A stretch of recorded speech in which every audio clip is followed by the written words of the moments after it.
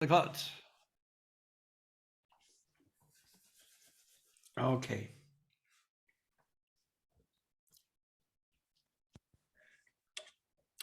So some general observations. And I think this is in the last recording, but let's talk about this again. The difference between an amateur and a professional is that the amateur gets lucky and the professional has a plan and know what's going to happen. Especially in sales, we all are born salespeople. I said this on another occasion. If we weren't, nobody would have nurtured and fed and protected us. We convince people to change our diapers. Now, that's a hard sell. From the first days in our life, and that's why everybody can do some basic sale, and everybody gets lucky. And this is why there are so many salespeople out there who think, oh, I'm good with people. And I learned a trick or two, and then they go in a conversation with a trick or two in their pocket, and their belief that they're great with people. A professional goes into a conversation knowing exactly, or at least with a plan, maybe not knowing exactly what happens, but with a plan. And the plan is, you know what's going to happen in which order in this conversation because you're steering the conversation. You control the conversation. How do you control a conversation? By asking questions.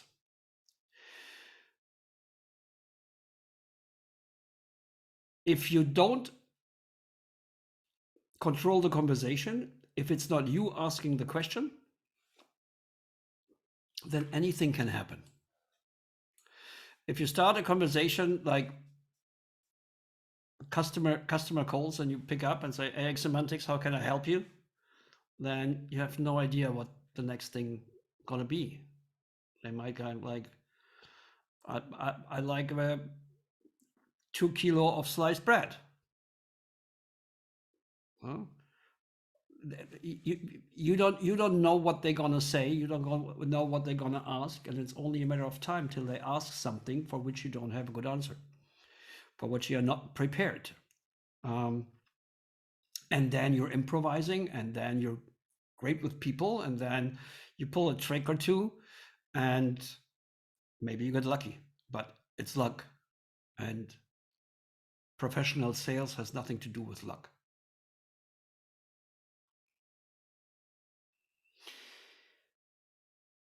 You're leading, you're controlling the conversation, you're steering the conversation. And this is not manipulation. This is doing the driving. Like when you drive a car and you have people in the passenger seat, you're not manipulating them. You're driving the car. You get them from A to B. And how do you get people from A to B? You get them from A to B by telling them a story. Because this is how we remember information. We remember information this is how our brain functions. We remember information in story format.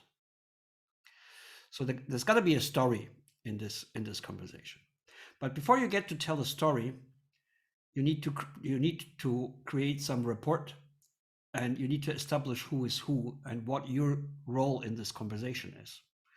And if your role in this conversation is the salesperson who's trying to sell me something, then you will have a defensive counterpart who is just being cautious of not being pulled over the table and separated involuntarily and unnecessarily from their money.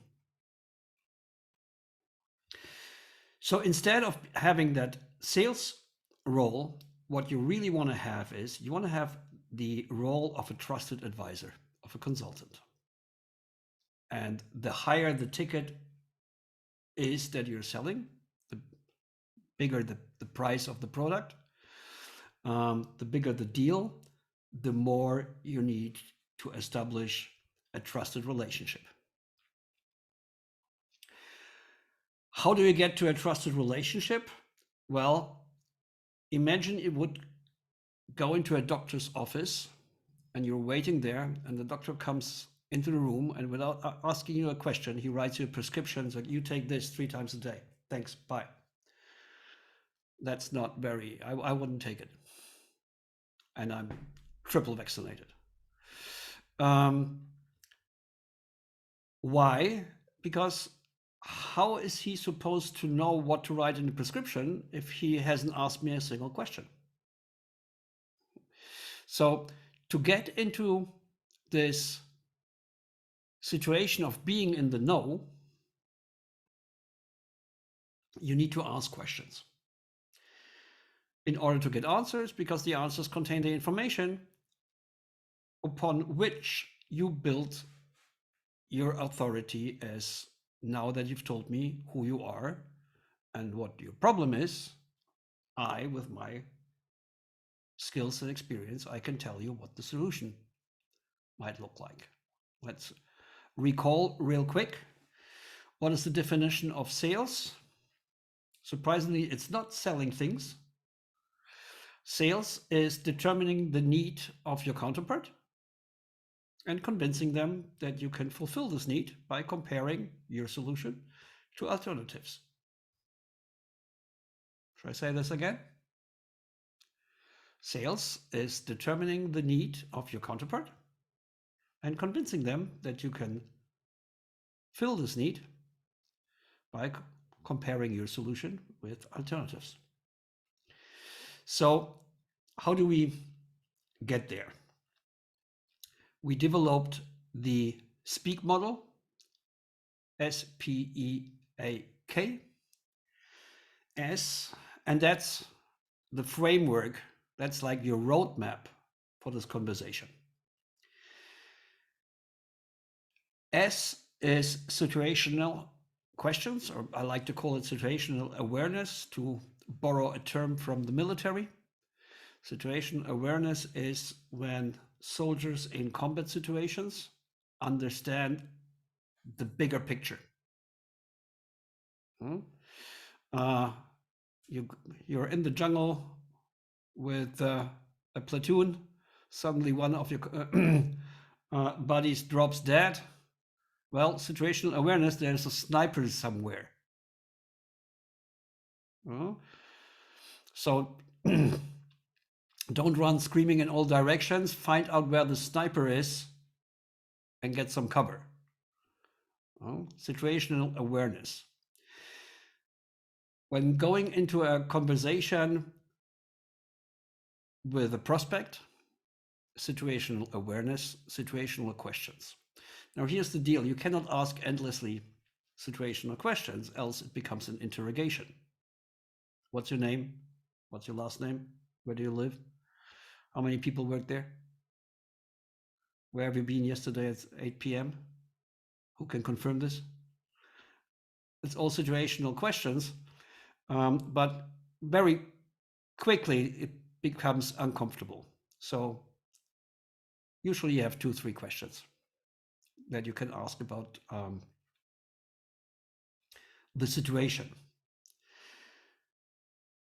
The way I like to open this conversation, you can find your own ways. But mine is, I open the conversation with, why don't you tell me who you are, what you do, and what makes you so successful? I like this opening for a reason. First, it's 3 questions in one. Secondly, it's an open question. And finally, it allows me to learn what they think they do, what they think who they are, and what they think their success metrics are.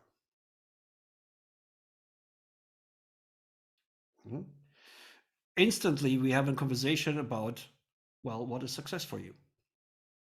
And only if I understand what is success for them, I can deliver something successful.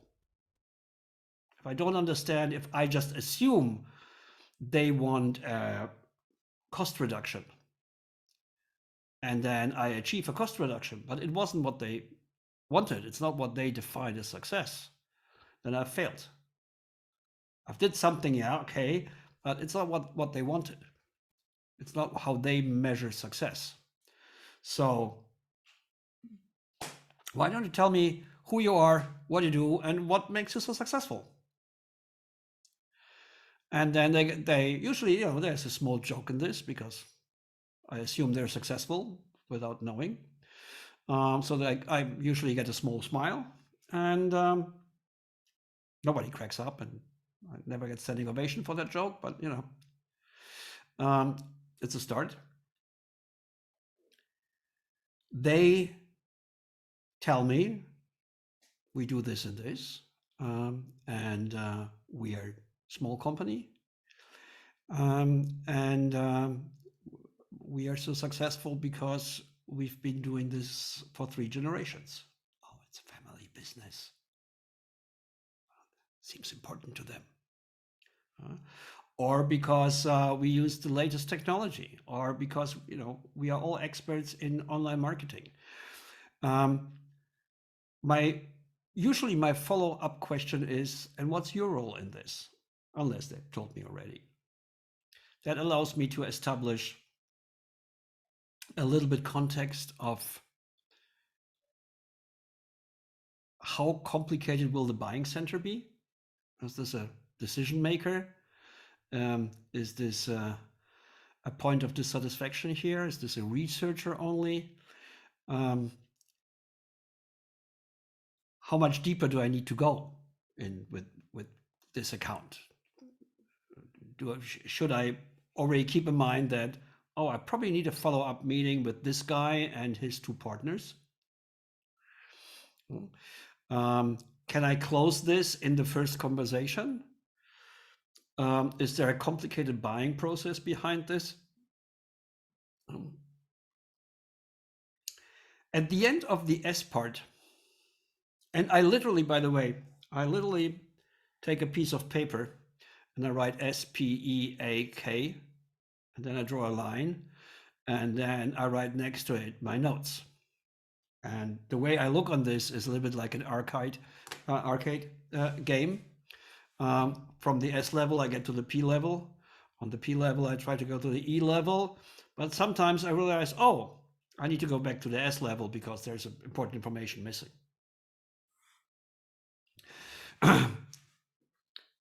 At the end of the S, I'd like to know what it is that they're selling in the e-commerce context. I'd like to know how many products they have. I'd like to know how many years they've been around. I'd like to know how many people work there. I think this is a solid basis to make some educated guesses on how complex the buying center will be, how complicated the paperwork might be, the decision-making process, and so forth. And have a rough understanding of how many follow-up meetings will I need. Can I close this in my first conversation? Or is this the beginning of a rather long sales cycle with multiple steps? However, I finished this with an important part.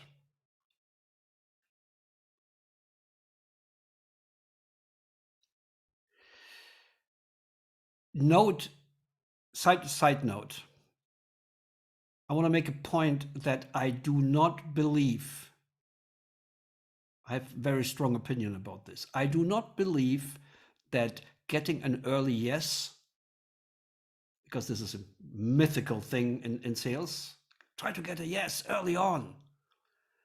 I don't believe it does. I believe it does shit for you. I hate this, those phone calls where they go, hello, Mr. Morel. Let me ask you a simple question. Do you like to drink a glass of fresh water from time to time? Fuck you. I know you're selling water filters. Fuck you. You're not, this is not a yes. You're coercing a yes. I go like, no, fish are fucking in the water. I hate water. Leave me alone. Because I'm just feeling coerced into a yes. This is not an honest yes. Actually, I believe that an early no helps a lot. Because if you get an early no, if you give them something to which they can say no, then they are affirmed that they have some control over this conversation. They have the right to say no, and it's okay. So when you ask those questions, throw in a question to which they say no. It's okay, whatever type of no. However, your first yes should be at the end of your 2-3 situation questions. Summarize what you got so far. You're taking notes. Next to the big letter S, you're taking notes on your note paper. By the way, write with the hand, not on your keyboard. Do not touch. Put that away.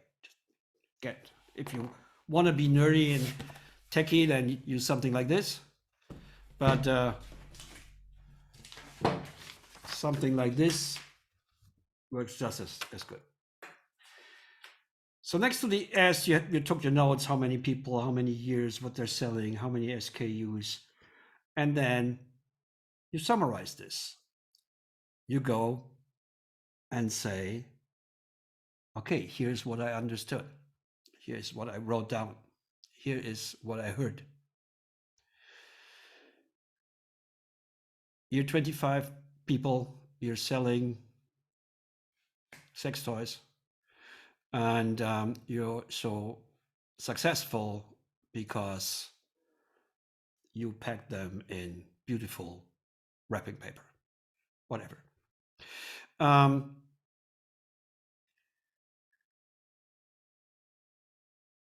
Did I understand that right? And if you did a good job and summarized this correctly, your counterpart will go, yes, that's correct. And then I go, awesome. I establish I got it right. You confirmed this, and this is awesome. Why? Because together we just finished the first chapter of the story that I'm driving you through. I'm taking on a journey, and this was a successful first part of the journey. So there's a little reason to celebrate.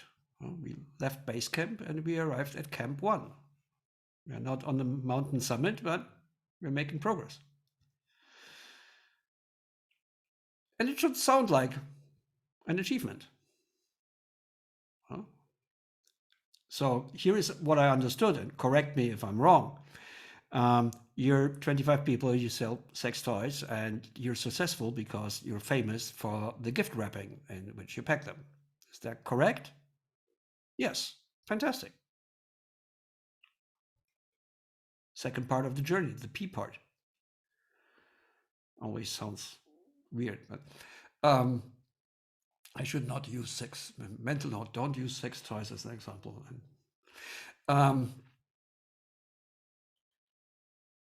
The P stands for pain or problem. Here we need to understand not who they are. Here we need to understand why they came to us. What it is that we can solve for them. So we are asking problem-related questions. I like to open this with, okay, Tom, let me ask you a question.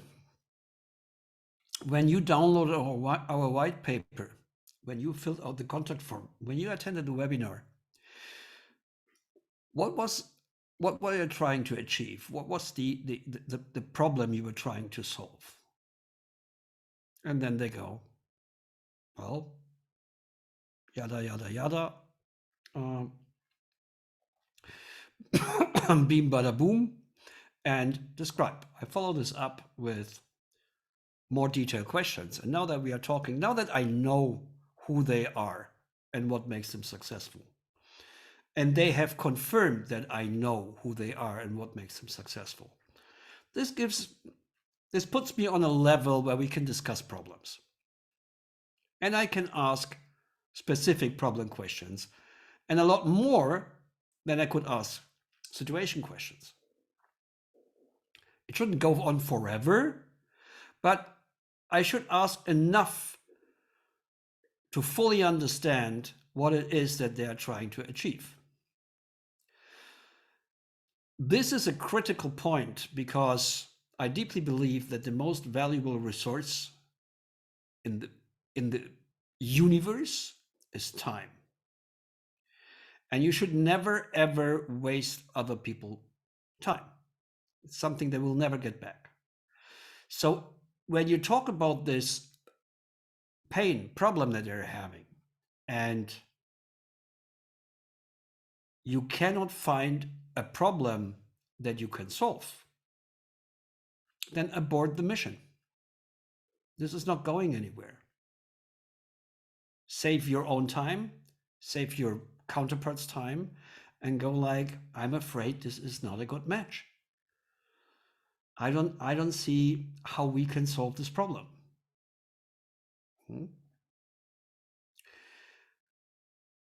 You can offer to give them the right, and you're like, I can explain you what we do, but I don't think that this is going to solve your problem. I'd rather not waste your time, and people appreciate that. And finish the conversation right here.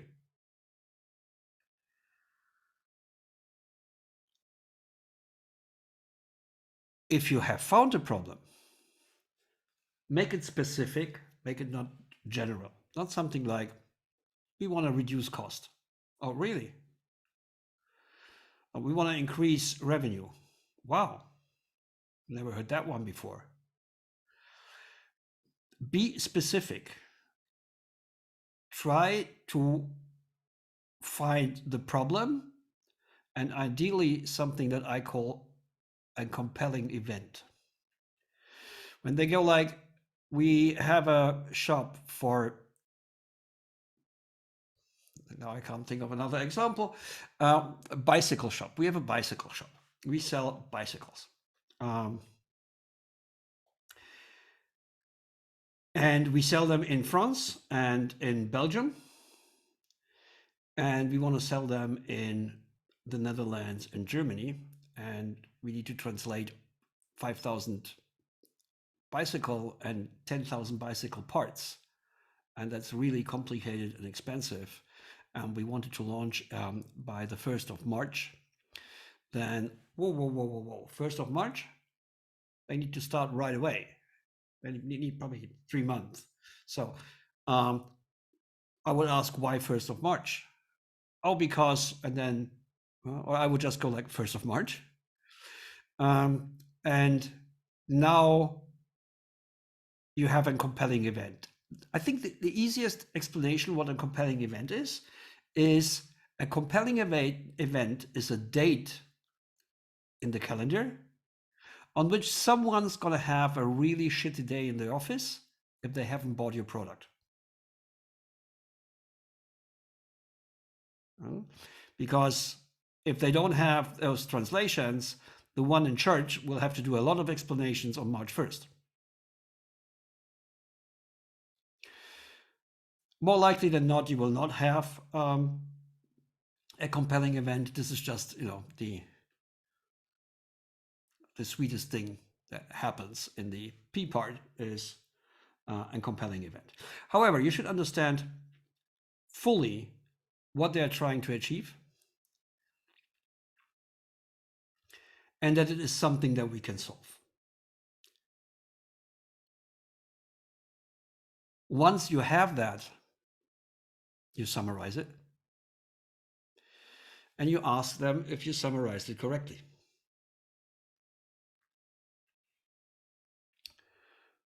Very much like you did in the S part. You go like, Tom, I think I understood where you're heading. Huh? Let me summarize this and interrupt me if I'm saying something wrong. And then you summarize it. And once you summarize it, you ask if this was correct. Huh? Did I summarize this correctly? And if Tom goes like, yeah, this is exactly, you're speaking to my soul. This is exactly my situation. Then you go, awesome. Yes, awesome. Why? You're celebrating the second part of your journey. Yeah, you made it through the P part together. And it should sound like a little celebration. I know who you are and what makes you so successful and what you do. And I understood your problem. And we both agreed that one and the other is true, that we have a relationship. Now we have a relationship. And then we get, after the SP, we get to the E part. That's the explainer. And the explainer is just that. I go, okay, now that I understood who you are, what you do, and what makes you so successful, and what is, what stands in the way of even being more successful. Let me tell you real quick what we do, and then we'll see if this is a good match. You're not selling anything. You understood the situation, you understood the problem, you're offering a solution, but you're not selling anything. It's a big difference. Nobody feels pressured. Huh? I understood your situation and who you are, and we agreed that you want to solve this problem. There you have a nail in a wall. Well, I have a thing here, it's a wooden stick and there's a metal thing, it's called a hammer. And you can bang on a nail and it goes into the wall. Is that what you were looking for? Yeah, cool. Give me this. Right? Note that just saying hammer didn't do the job. I had to explain how it's built and what you do, how it works, to make them understand, oh, that solves my problem. Now we have kind of the art in the art. The art of having this conversation. It's not an art, it's a craft. But we have a story in a story. So we are going through this journey, but the E part is a journey in itself. I said earlier, the way people remember information are stories. So in order for them to understand and remember how AX semantics works, you have to tell them a story. And by telling them the story, first of all, they tell the story to themselves to understand and evaluate if this is a good solution. And number B, and this is crucial, they will use this story to explain to others how AX semantics works. So this part needs to be really good. You need to be really good storytellers here. Luckily, storytelling is an acquired skill. You just have to understand that you're telling a compelling story. And you have to be aware of the so-called curse of knowledge. The curse of knowledge is the inability to imagine how it feels to not know something that you already know. I say this again in different words. Once you know something, once you understand something, it's very, very hard to imagine how it feels not knowing, not understanding this. None of you can imagine what it feels not being able to read and write. Unless you traveled through China and went into a restaurant, asked for the menu, and it was entirely useless because you cannot read and write. You can't find your way. This is something that is hard to imagine because you can read and write. You know how AX semantics works, and it's very hard to imagine how it feels if you don't. So developing this skill of imagining what it is like not knowing how your product works is probably the most important skill in this framework. Being able to tell the story in a speed and in a colorfulness that you guide them through this. And the way I do this is I tell the story of a copywriter.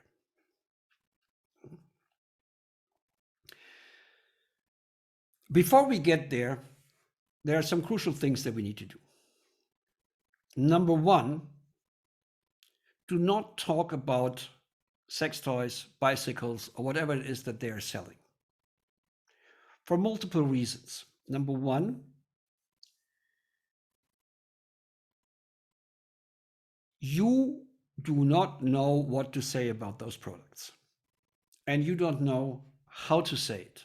So even if you can say some things, even if you're like, if sex toys or bicycles is your biggest hobby, bless you, Josefa. Even if this is your biggest hobby, if you know everything about bicycles that one can probably know, if you say something about bicycles, you will probably not say it the way they like it.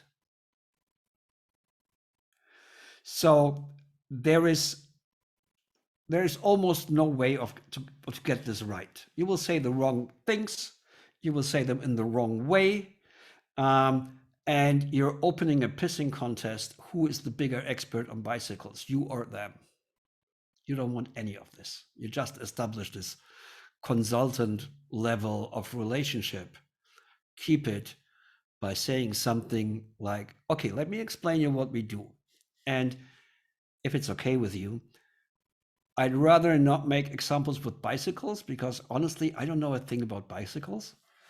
I'm probably gonna say something stupid, and I don't want you to laugh too much about me. So if it's okay with you, I would make examples with smartphones. You have a smartphone, I have a smartphone, we both can relate, and you're saving me from embarrassing myself with stupid examples. Is that okay with you? How can they possibly say no? I said twice that, I'm gonna say stupid, you're gonna laugh at me, you're gonna embarrass myself. Can you please spare me this? Nobody is like, no, take off your pants, bend over, and of course that's all right. You did two things. Number one, you got multiple things. Number one, you got out of the trap of talking about something that you don't understand. And by doing so, risking your status as a trusted advisor and consultant. Number two, you got the permission to talk about stuff that you have prepared. And you're prepared because you're a professional, you're not an amateur. You know what's going to happen. Number three, you got out of the pissing contest.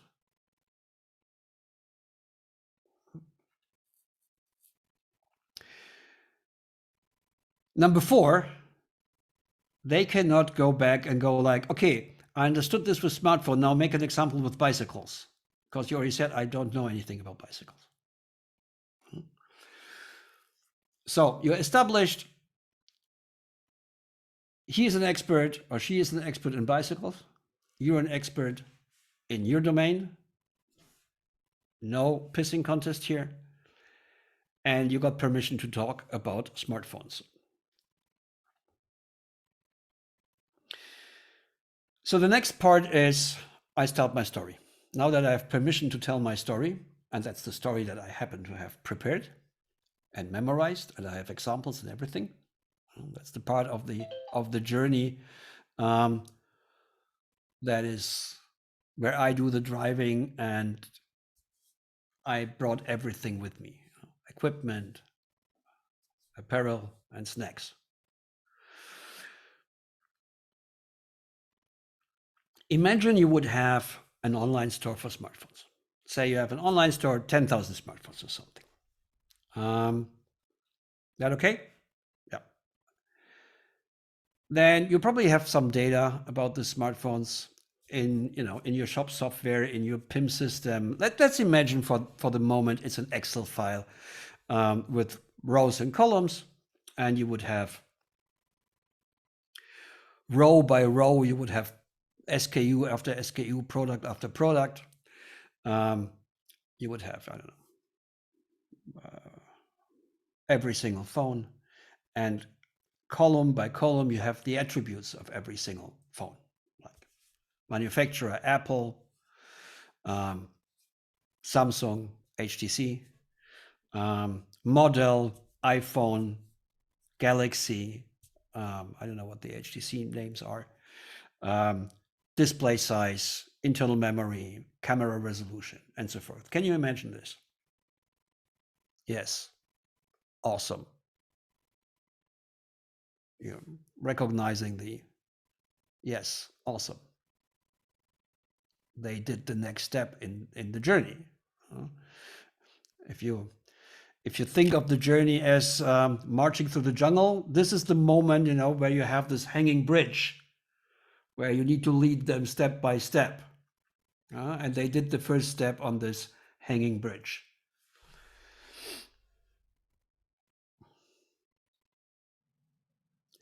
You just painted them. Let me ask you, who here did not see an Excel file in their mind? Everybody did. You just painted them an Excel file in their mind. And you also explained them what structured data looks like without using the term structured data. And then the next step is, and then you upload this data to our software. It's a cloud software, SaaS software. You can create an account and upload your Excel file. And then you do what every copywriter does. You look at your product data, you take a product, you look at the data, and you ask yourself, what can I say about this product? This is how you create product descriptions. You take a product and ask yourself, well, I have this pen here. What can I say about it? I have this phone here. What can I say about it? And then you look at the data and you see, oh, it's got 256 gigabyte of internal memory. Well, that's a lot, right? I use the right to make sure they're still with me on this hanging bridge in the jungle. They made the next step. They went from, I imagine the Excel, to, oh, yes, I imagine the copywriter looking at the phone and deciding what to talk about. And then I go like, okay, that's a lot of memory, but the question is, where does a lot of memory start? Is it 256? Is it 128? Well, I don't know, but if you're an expert on smartphones, and I'm not one, but if you're an expert, you can make a decision and go like, everything that is more than 64 gigabyte of internal memory is something I want to talk about. And if that's the case, then you create a rule that if in the column internal memory, the value is 64 or greater, then create a sentence that goes somewhat like, with the splendid internal memory of 256 gigabyte, your Samsung Galaxy S12, 11, 15, I don't know which, is capable of storing all your photos, videos, and even Netflix downloads when you go on vacation. Or if the internal camera resolution is 12 megapixel or higher, then create a sentence with the superb image quality of the 32 megapixel front camera. You will shoot great selfies and you never need to buy a digital camera anymore. Okay. Now you go through all the data points that you have about you, all the attributes that you have about your products, and create all those rules, all those sentences, variations of those sentences. You add synonyms, you add phrases like if the in the field manufacturer the value is Apple, that talk about the inventor of the smartphone from Cupertino, California. Or if the value is Samsung, then you can use the flag model producer from Korea or whatever. And then you press a button and the software runs through all the 10,000 entries in your Excel file, takes for each row every data point, applies every rule, puts together those sentence templates into a story about every phone, and wham bam, you have 10,000 individual stories about every single phone. Does that make sense? Did I explain that well? I say, Josefa goes, yes, that's part of the script. So I've got them when they go like, yes, that makes sense. And you feel, that they go like, yes, that makes sense. I understand. You got them over the bridge. You're on the other side of that valley in that jungle.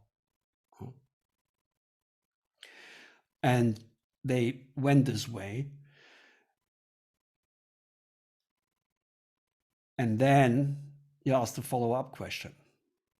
Would that solve your problem with automation, your problem with cost reduction, your problem with whatever the problem was that you identified in the P part? Repeat that problem. Say it. Would that solve the problem with not having enough copywriters to write your product descriptions? And then, if you did everything right, there is only one answer. Yes. If you found a problem that we can solve, they understood what we do, they understand why it solves their problem. The answer is yes. There are two versions of yes, but the answer is always yes. If the answer is not yes, you fucked up somewhere on the bridge. They fell down from the bridge. You lost the connection. You let their hand slip out of your hand. You got to take them and bring them step by step over that bridge in that jungle. Salvation is on the other side of the valley. You have two versions of yes. Yes, because ... From here, it's order taking. Yes, because, and now your prospect is doing the rest of the sales work for you. They explain to themselves why they should. Follow-up question, when do you want to start? When do you want to start? How many seats? Which license? It's order taking from here. Welcome to McDonald's, your order, please. Those people can do this. The other yes is the yes, but. And that's where the A part comes in, the answer. So we have S for the situation, P for the problem, E for the explainer or example. And now we have the A part for answers. Answer all the questions that the customer has to remove any perception of risk.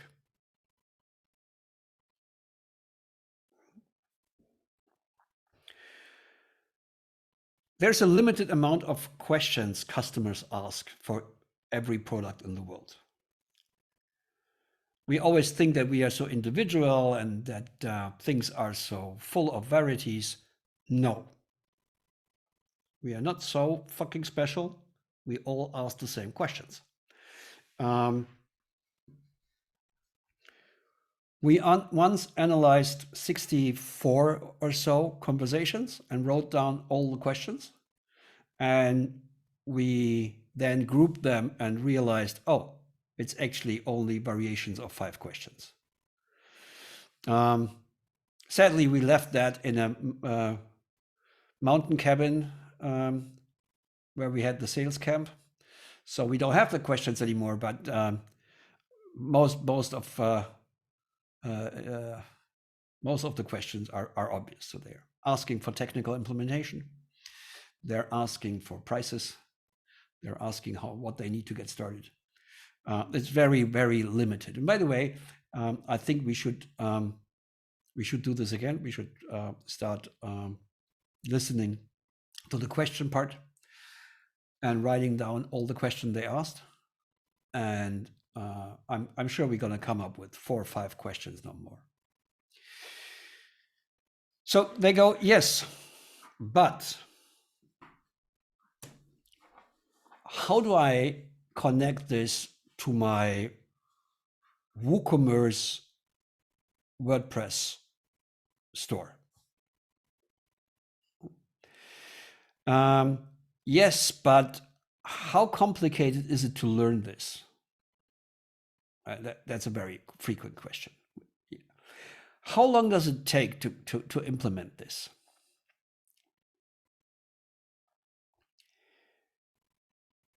Whatever the question are, you do a little move.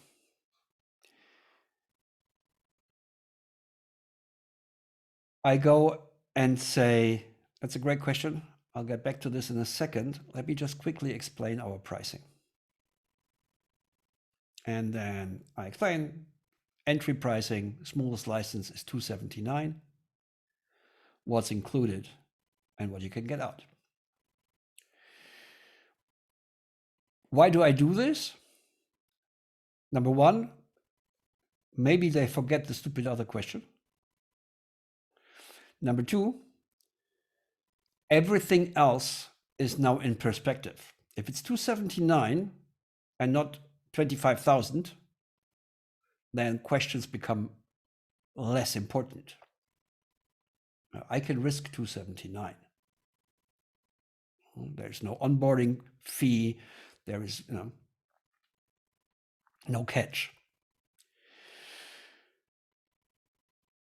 So first, get them to the pricing. Quite often after the pricing, it goes directly into the closing. They go like, okay, then we'll just try. If not, you deliver answers as long as they have questions. One helpful tool for AX Semantics that I found is comparing us to Microsoft Excel. First of all, we already used this when we guided them through the hanging bridge in the jungle. So that's familiar with them. They already have that picture. And it's really comparable. So when they go, okay, but how long does it take to learn this? I go like, of course, it depends on the user, but I found it helpful to imagine you've never seen a spreadsheet software in your life, and you're seeing Microsoft Excel for the first time, ever. Takes a moment to understand the concept that this is, every cell actually contains data, and then you figure out, you can combine them and do calculations. And after a couple of hours, you have the first results. A week in, you have a first version of a business plan. And after 3 months, you're the expert in the company when it comes to any Excel question. And honestly, after a couple of years, I do my laundry list, my grocery list on Excel. I do everything with Excel. And they go like, oh yeah, I understand. Why? Because it happened to them at some point in their life. They're just recalling memories. And it's really comparable. Microsoft Excel has 200 something functions. Our software has 200 something functions. Learning curve is similar. So this is comparable. Another question I hear is, okay, what if we need results earlier? And I go like, well, here's what we can do. We do the onboarding with you. That's, the time where you learn Excel. But on top of this, I'll sell you 3 days of work from our project team. In 3 days, they can, there's data setup and ramp up, but they can create 4 or 5 sentences already based on your data. So within a week, you have 4 product descriptions with 4 or 5 sentences. And we do those 4 or 5 sentences while you do the learning. And it's a little bit like I'm selling you Microsoft Excel, and I'm going to create a business plan for you in Microsoft Excel. And while you learn Excel, you start to understand how the business plan is constructed and how the formulas work and what is connected to what. And increasingly over the time, you take over and take it from there and adjust the business plan as you go. Does that make sense to you? Oh, yes. Okay. Everybody can imagine this. Yeah. Why does the speak has a K in the end? I like to say it because this is closing with a hard K. When I look at pipelines and deals not closing, the most frequent thing that is missing is the salesperson asking for the deal. They send quote after quote, expecting the customer to place an order. You have to ask for the deal. When do you want to start? This week or next week?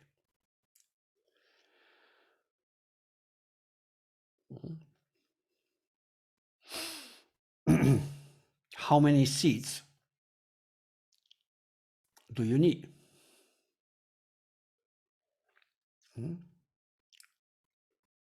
Can I book a license and a kickoff date for you? Ask the question. At some point, you have to ask. But the reason why it's a K is because we should not close deals. That's the wrong word. We should kindle relationships. This is not a closing. This is not the end of something. We have that analogy that we go hunting and then we kill.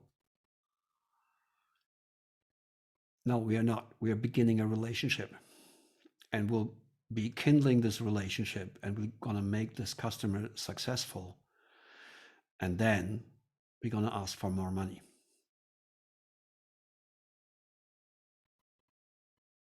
Questions so far?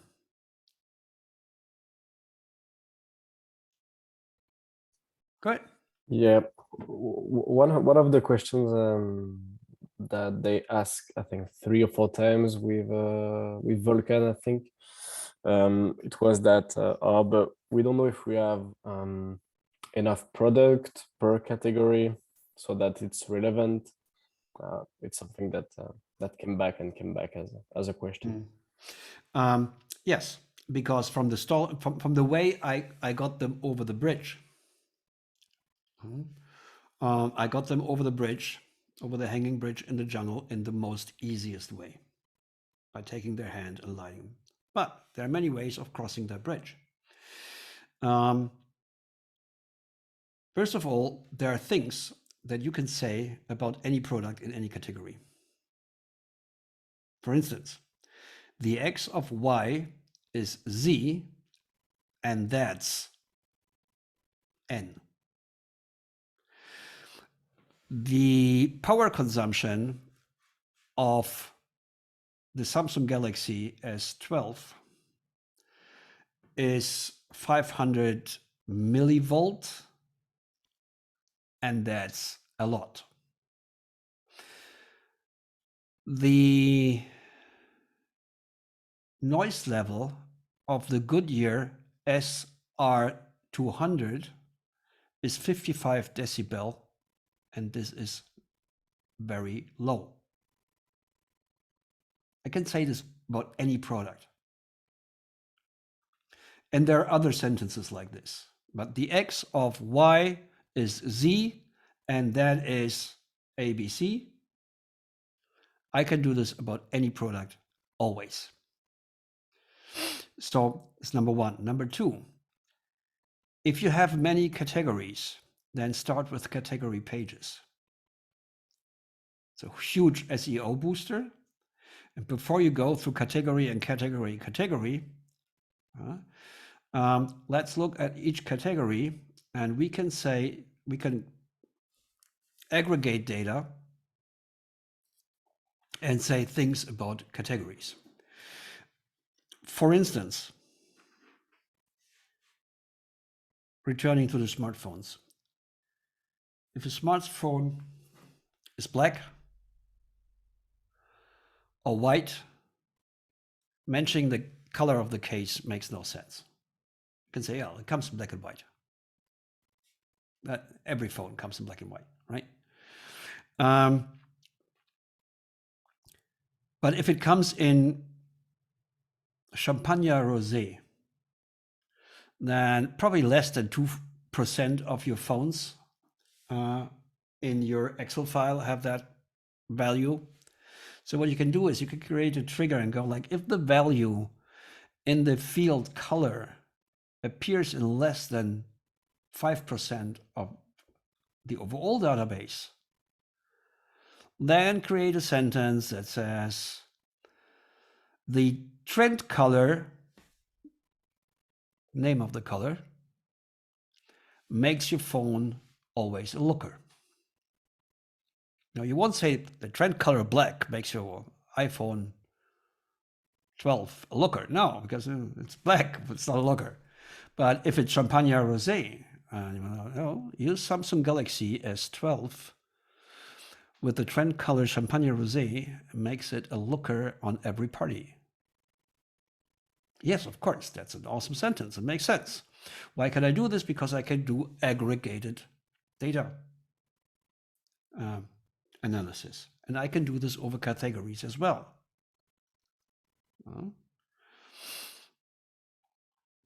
By taking all the product data of the underlying products. If you want to know more, buy a license, have a kickoff call with your project manager. He will help you. They will help you. You don't need to be a professional writer. Our customer success people, our project manager, they are computer linguists. They know how to get, they can tell you what to say with the data you have. Okay. Does that answer the question, Kenny? Fantastic. Any more questions?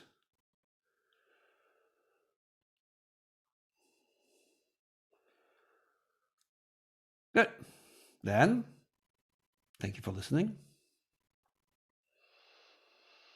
And see you next Tuesday when we talk about how to close a deal, speaking backwards. Have a great time.